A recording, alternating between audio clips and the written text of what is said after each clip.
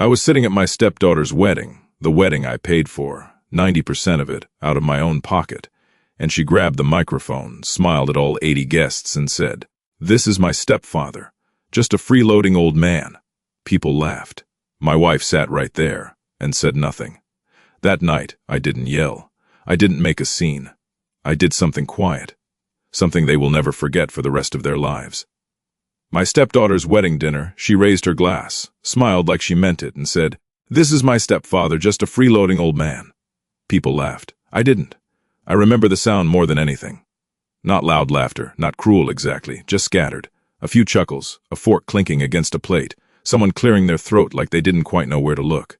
I sat there, 54 years old, hands still rough from 30 years of construction work, and that's what I was to her, a freeloading old man. My name's Mark Delaney, Columbus, Ohio. I've been building things my whole life. Houses, decks, additions. The kind of work where you come home tired, but you know what you did mattered. I met Susan 12 years ago. She had a daughter, Emily, 16 at the time. Quiet, polite, kept her distance, but I figured that was normal. I didn't try to replace her dad. I just showed up, paid my share, fixed things around the house, stayed steady.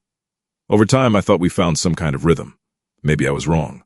That night, I was sitting at a round table near the front of the ballroom. Nothing fancy, Marriott out by the interstate. Beige walls, dim lighting. One of those carpets with patterns that try too hard. 80 guests, give or take. Mostly local folks, family, neighbors, a few of Josh's business contacts. I'd paid for most of it. Not something I ever said out loud.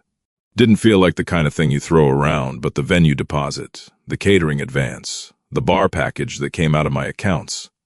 I'd even pushed off buying a new truck for it. Been wanting a Ford F-150 for 5 years. Nothing flashy, just something reliable.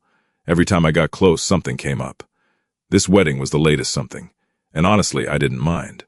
Because earlier that evening, before the speeches, I saw Emily standing near the dance floor in her dress. She looked happy, really happy. And I remember thinking, all right, this is what it was all for. Worth it. Then she stood up with that glass in her hand and turned me into a joke. I didn't react right away, didn't trust myself to. I just looked down at my plate. Steak had gone lukewarm. The mashed potatoes were starting to crust over at the edges.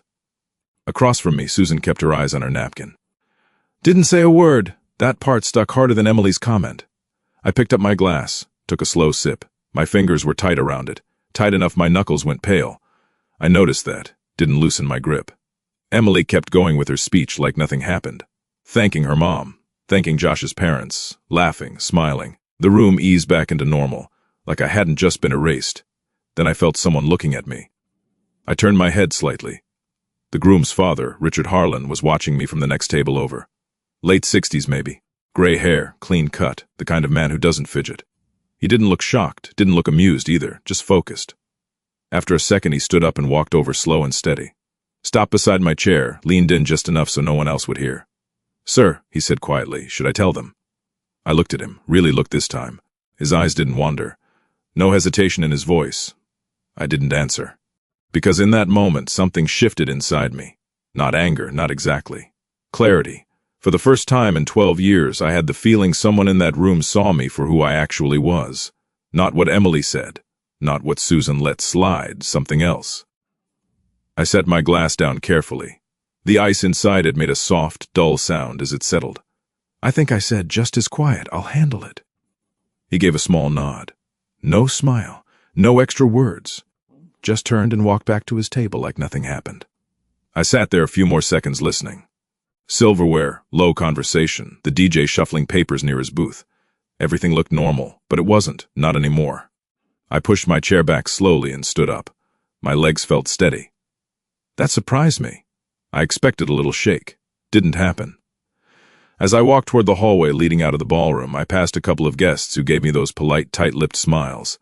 The kind people use when they're not sure if they should say something. I didn't stop. The doors closed behind me with a soft thud, and just like that, the noise dropped. The music turned muffled. The air felt cooler out there. I stood in the hallway for a second, hands at my sides. Took a breath. Then another.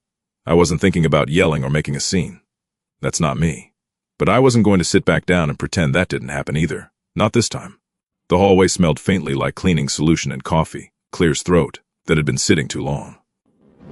One of those industrial urns was parked on a side table, half empty. I leaned against the wall for a second, letting the quiet settle in. Footsteps came a moment later. Richard. He didn't rush, just walked up beside me like we'd already agreed to have this conversation. Hell of a speech, he said, not looking at me. I let out a short breath. Yeah, not the kind you forget. He nodded once, hands in his pockets. You didn't seem surprised. That made me think for a second. I guess I wasn't, I said, not completely, which was the truth. There had been signs, little things over the years.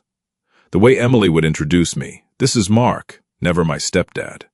The way she'd talk about her real dad like he was still the center of everything, even though the guy hadn't been around in over a decade. I just chose not to push it. Richard shifted slightly, then said, You really don't know, do you? I looked at him. Know what? He studied my face like he was deciding how much to say. Then he spoke simple and direct. Most of what's happening in that room tonight, this wedding, Josh's next move in business, it all traces back to something you built years ago. I frowned a little. I've built a lot of things. He gave a small, almost amused breath. Yeah, you have. Then he tilted his head toward the parking lot, visible through the glass doors at the end of the hall. You see those supply trucks out there? The ones with the blue and white logo? I glanced out.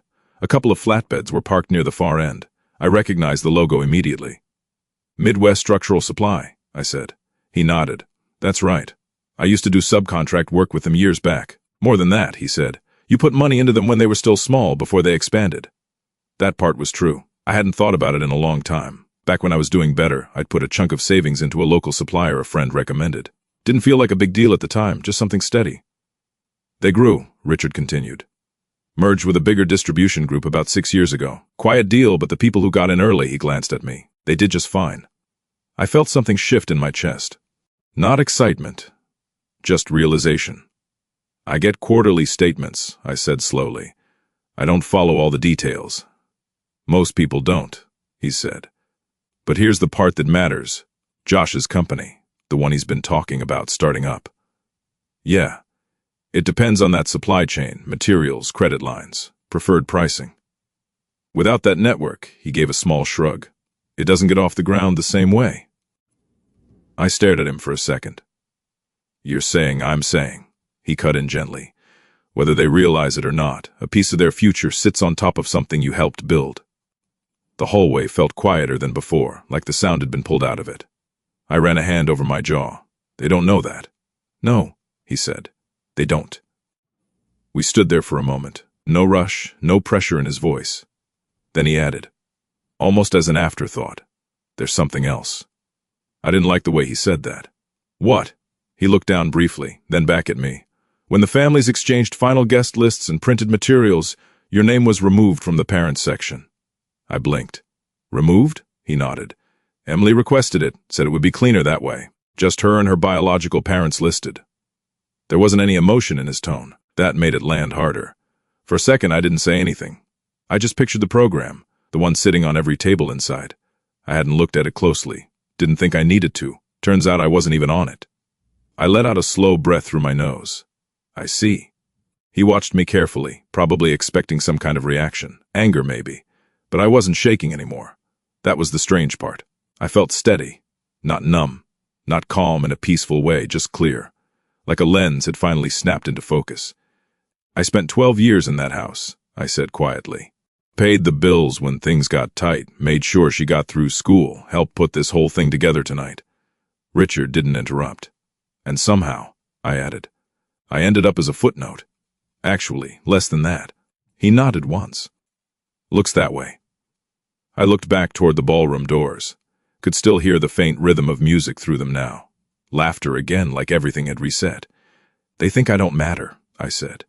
They think you're taken care of, he replied carefully. Or maybe that you'll just keep showing up no matter what. I let that sit for a second. Then I asked, You were serious back there about telling them? He met my eyes. If you wanted me to, yes. I shook my head slowly. No, I said, that's not your place. He didn't argue. So what are you going to do? He asked. I thought about that, really thought. I could walk back in there, grab my jacket, and leave. Drive home. Let them have their night. Part of me wanted that. Clean, simple. But another part of me, quieter, deeper, knew that wouldn't sit right. Not this time. Not after hearing everything I just heard. I'm not going to yell, I said. I'm not going to flip tables or make a scene. Richard gave a faint smile at that. I figured. I'll let them have their party, I went on. But before the night's over, I'm going to make something clear. What's that? I looked back at the doors again. That I'm not what they think I am. He held my gaze for a second, then gave a slow nod. Fair enough. I pushed myself off the wall and straightened up. My shoulders felt different. Lighter in some ways, heavier in others.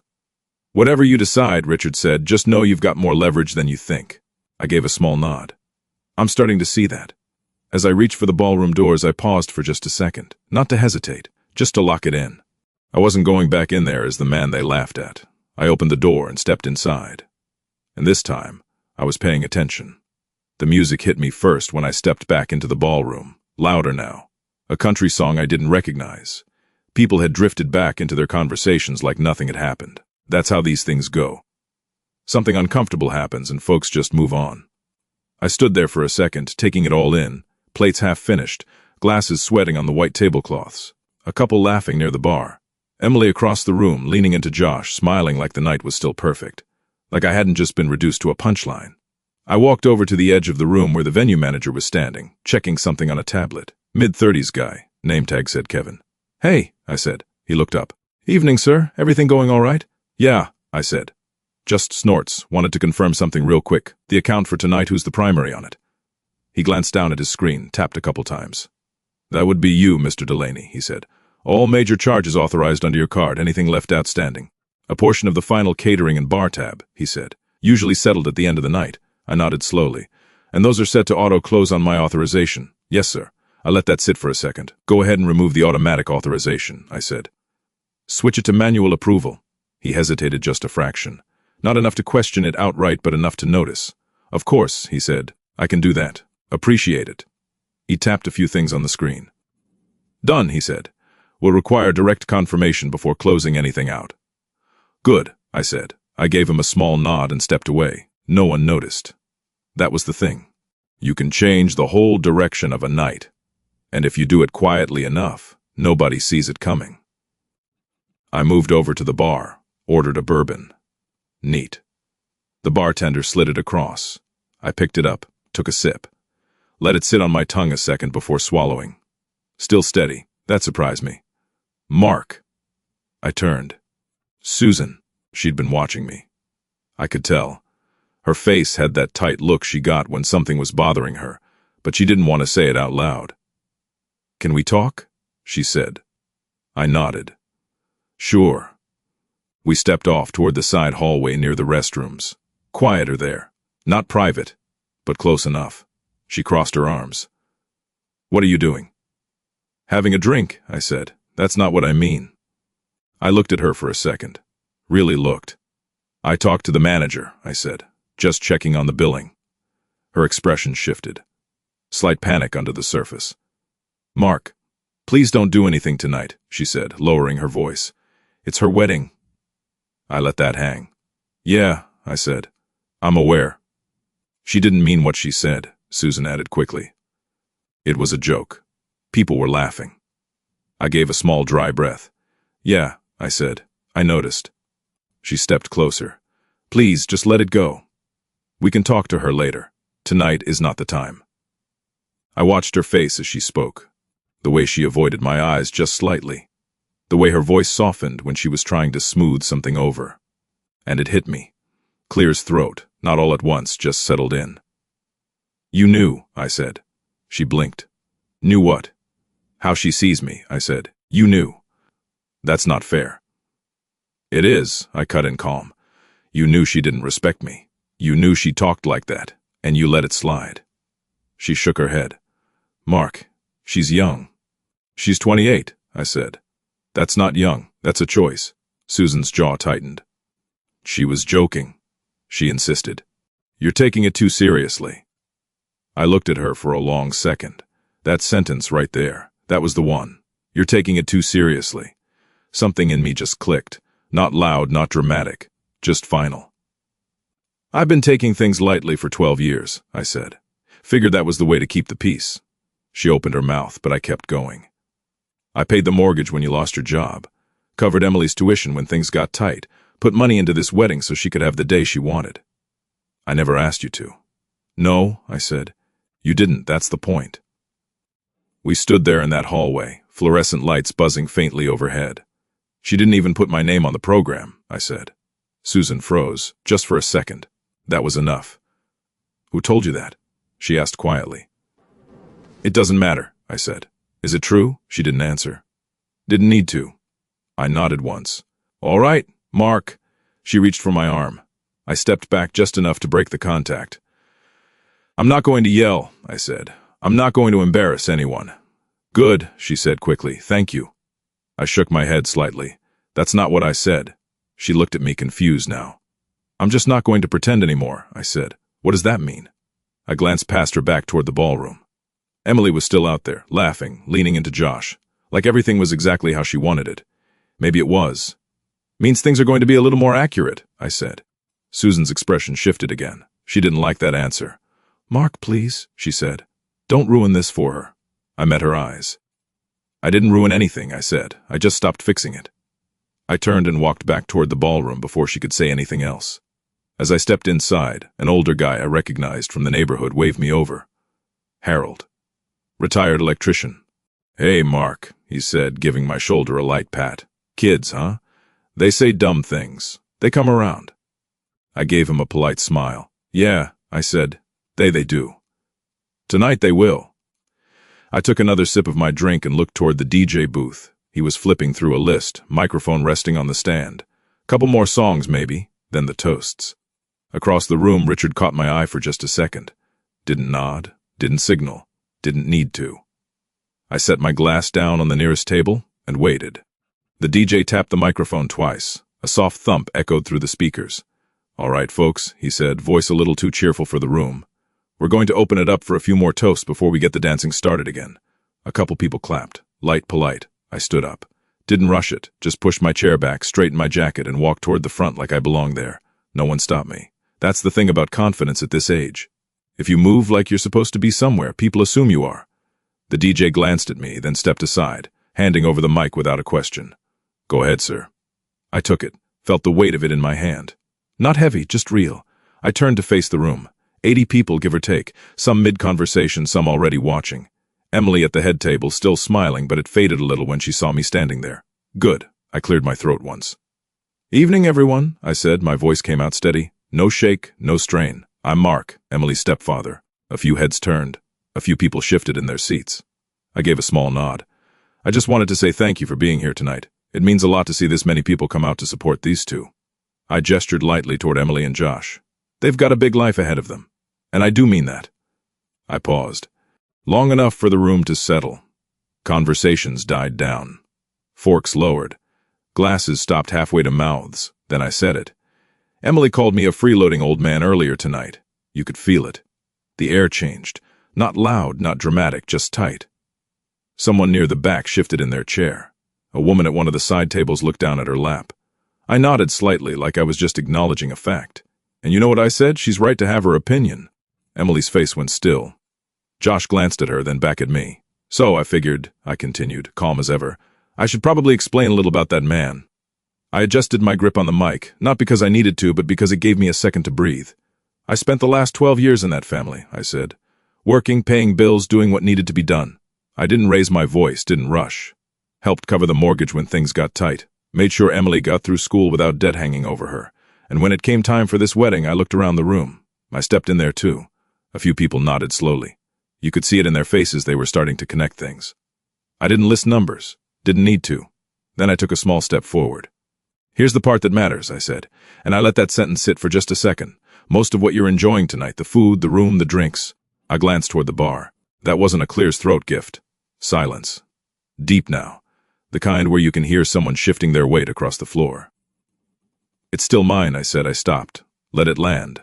Somewhere off to the side, I heard the faint crack of ice settling in a glass. That sharp, small sound carried further than it should have. Emily's hand tightened around her champagne flute. I could see it from where I stood. Susan had pushed her chair back halfway, like she might stand, but she didn't. I kept my tone even. So earlier tonight, I went on, I spoke with the venue manager. A few heads turned toward the back of the room where Kevin was standing, suddenly very still. I asked him to remove the automatic authorization on the remaining balance. There it was, the shift. Whispers started low and quick. Not loud enough to break the silence completely, but enough to ripple through it. I've also asked that any final charges be settled directly, I said, by the people responsible for them. I looked straight at Emily. Didn't glare, didn't soften, just looked. Her face had gone red. Not bright red, more like it was trying to hold color and couldn't decide how. Josh leaned in toward her, saying something under his breath. She shook her head slightly, eyes still on me. I gave a small nod. "Congratulations," I said. My voice didn't change. "I hope from here on out you recognize the people who've been standing beside you. No anger in it. That was the point." I lowered the mic slightly, then added almost as an afterthought. "And I hope you learn the difference between help and something you think you're entitled to." I handed the microphone back to the DJ. He took it like it might break. I didn't wait for a reaction, didn't need applause, didn't need anything. I turned, walked back past the tables. No one stopped me, no one spoke, just eyes following me. I grabbed my jacket off the back of my chair, picked up my keys. As I passed Richard's table, he gave me a slight nod. Respect, nothing flashy. I nodded back once, that was enough. Behind me the room was still quiet, not empty, just different. I pushed open the doors and stepped out into the night air. Cool, clean, quiet. And for the first time that evening I felt like myself again. The parking lot was half-lit rows of cars sitting under those tall sodium lights that hum if you listen close enough. I walked past a line of sedans, the music from inside fading with every step. Didn't look back, didn't feel the need to. I got to my truck, old Chevy, nothing special, and just stood there for a second with my hand on the door handle. My chest felt lighter. Not good, not bad, just lighter, like I'd set something down I'd been carrying so long I forgot it was even there. I got in, shut the door, and sat in the quiet. No music yet, just the faint ticking of the engine cooling from earlier. I let out a breath I didn't realize I'd been holding. Then I started the engine and pulled out of the lot. No rush, just drove. The road out of that hotel feeds onto a stretch of highway that runs straight for a few miles before you hit the main Columbus roads again. Traffic was light. A couple headlights passing in the opposite direction. That was it. I turned the radio on low. Some old country song came through. Didn't recognize it, but it didn't matter. My hand stayed steady on the wheel. My eyes, not as much. I blinked a couple times, cleared it. Wasn't crying like you see in movies. No breakdown, just something there. Sitting behind my eyes heavy. 12 years is a long time. You don't just shake that off in one night. But something had ended. That much I knew. A few miles later, I pulled into a gas station. One of those older ones, half the pumps working, fluorescent lights flickering above the storefront. I parked, cut the engine, and went inside. The place smelled like burnt coffee and cheap hot dogs. Clerk behind the counter didn't look up from his phone. I grabbed a cold can of beer from the fridge. Nothing fancy, just something simple. Susan used to hate when I drank those, said they were low class. I stood there for a second, then grabbed a candy bar too. One I hadn't bought in years, no reason not to now. Paid in cash. Walked back out and leaned against the hood of the truck, cracked the beer open, took a sip. Cold, bitter, honest. I stayed there a while. No phone calls at first, no messages. Just quiet. That felt right. By the time I got home, the house was dark. I unlocked the door, stepped inside. Same furniture, same pictures on the wall. Nothing had physically changed, but it didn't feel the same. I didn't turn on all the lights, just the kitchen. Set my keys down, sat at the table. And for the first time in a long while there was no tension in the room, no walking on eggshells, no trying to read the mood, no wondering if something I said would get twisted later, just stillness. Susan didn't come home that night, didn't text either. I figured she stayed back, dealing with the fallout, or maybe just avoiding me. Either way, I slept fine, better than I expected. A few days passed, then my phone rang, Emily. I stared at the screen for a second before answering. Hello. Silence on the other end for a beat. Then Mark, it's me. I know. Another pause. I wanted to say I'm sorry, she said, about what I said at the wedding. Her voice sounded smaller than I'd ever heard it. I leaned back in my chair. Okay, I said. I didn't mean it like that, she added quickly. It was just people were joking, and I closed my eyes for a second. There it was. I'm sure it felt like a joke, I said. It was, she said. I mean, mostly I didn't think. No, I said gently. You didn't. That stopped her. I do appreciate you calling, I added. Takes something to do that. Are you still mad? She asked. I thought about that. No, I said. I'm not mad. And that was the truth.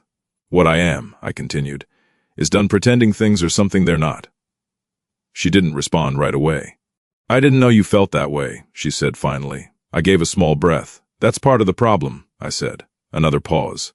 Can we fix this? She asked.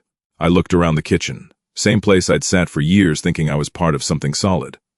No, I said, not harsh, just clear, not the way it was. Her breathing hitched slightly. "I'm sorry," she said again. "I know," I replied. "And I meant that too, but sorry doesn't rebuild respect, not by itself." We ended the call a minute later. No shouting, no drama, just finished. Susan came by the next day, packed a bag, said she needed some space. I didn't argue, didn't ask her to stay. Some things don't need a long conversation. A week after that, I got a call from Richard. "Mark," he said, "hope I'm not catching you at a bad time." "No," I said, "you're good."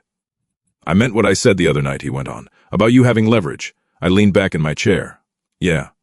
I run a few operations tied into that supply chain," he said. "Could use someone who actually understands the work side of things, not just the numbers." I smiled a little. "That's so?"